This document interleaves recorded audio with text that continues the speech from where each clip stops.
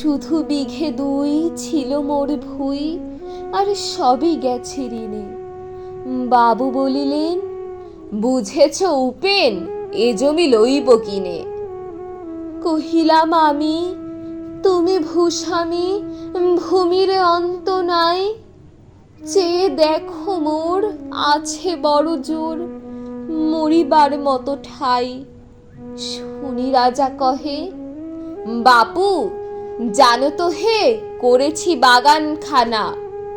পেলে 2 বিঘে, প্রস্থ দীঘে সমান হইবে টানা, ওটা দিতে হবে। কহিলাম, তবে বক্ষে জুড়িয়া পানি, সজল চক্ষে করুণ রক্ষে গরিবের ভিটে খানি। সপ্ত পুরুষ যেথায় মানুষ, সে মাটি সোনার বাড়া। দৈন্যের দায়ে বেচিব সে মায়ে, এমনই লক্ষ্মী ছাড়া। আখি করি লাল রাজা ক্ষণকাল, রহিল মৌন ভাবে। কহিলেন শেষে ক্রূর হাসি হেসে, আচ্ছা সে দেখা যাবে। পরে মাসে দেরে ভিটে মাটি ছেড়ে বাহির হইনু পথে। করিল ডিক্রি সকলে বিক্রি, মিথ্যা দেনারে ক্ষতে। এ জগতে হায় সেই বেশি চায়, আছে যারে ভুরি ভুরি। রাজার হস্ত করে সমস্ত, কাঙালের ধন চুরি। মনে ভাবিলাম, মোরে ভগবান রাখিবে না মোহ গর্তে। তাই লিখি দিল বিশ্ব নিখিল 2 বিঘার পরিবর্তে। সন্ন্যাসী বেশে ফিরি দেশে দেশে, হইয়া সাধুর শিষ্য। কত হেরিলাম মনোহর ধাম, কত মনোরম দৃশ্য। ভূধরে সাগরে বিজনে নগরে, যখন যেখানে ভ্রমি। তবু নিশিদিনে ভুলিতে পারিনে সেই 2 বিঘা জমি। হাটে মাঠে ঘাটে এই মতো কাটে বছরে 15-16। একদিন শেষে ফিরিবার দেশে বড়ই বাসনা হলো। নম নম নম সুন্দরী মম জননী বঙ্গভূমি। গঙ্গার তীর স্নিগ্ধ সমীর, জীবন জুড়ালে তুমি। অবারিত মাঠ গগন ললাট, চুমে তব পদধূলি। ছায়ান সুনিবিড় শান্তির নীর, ছোট ছোট গ্রামগুলি। পল্লব ঘন আম্র কানন, রাখালের খেলা গেহ। স্তব্ধ অতল দিঘি কালো জল, নিশীথ শীতল স্নেহ। বুক ভরা মধু বঙ্গের বধূ, জল লয়ে যায় ঘরে। মা বলিতে প্রাণ করে আনচান, চোখে আসে জল ভরে। 2 দিন পরে দ্বিতীয় প্রহরে প্রবেশিনু নিজ গ্রামে। কুমোরের বাড়ি দক্ষিণে ছাড়ি, রথতলা করি বামে। রাখি হাট খোলা নন্দীর গোলা, মন্দির করি পাছে।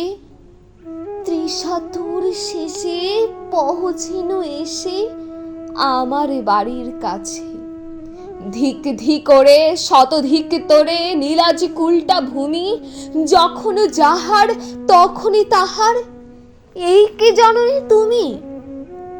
সে কি মনে হবে একদিন যবে ছিলে দরিদ্র মাতা, আঁচল ভরিয়া রাখিতে ধরিয়া ফল ফুল শাক পাতা। আজ কোন রীতে কারে ভুলাইতে ধরেছ বিলাসে বেশ। 5 রঙা পাতা অঞ্চলে গাথা, পুষ্পে খচিত কেশ। আমি তোরে লাগি ফিরেছি বিবাগী, গৃহহারা সুখহীন। তুই হেথা বসি ওরে রাক্ষসী, হাসিয়া কাটাস দিন। ধনীরে আদরে গরব না ধরে, এতই হয়েছ ভিন্ন।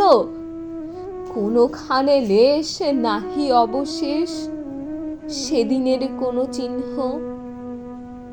কল্যাণীময়ী ছিলে তুমি ওই ক্ষুধাহরা সুধা রাশির, যত হাসো আজ যত করো সাজ, ছিলে দেবী হলে দাসী।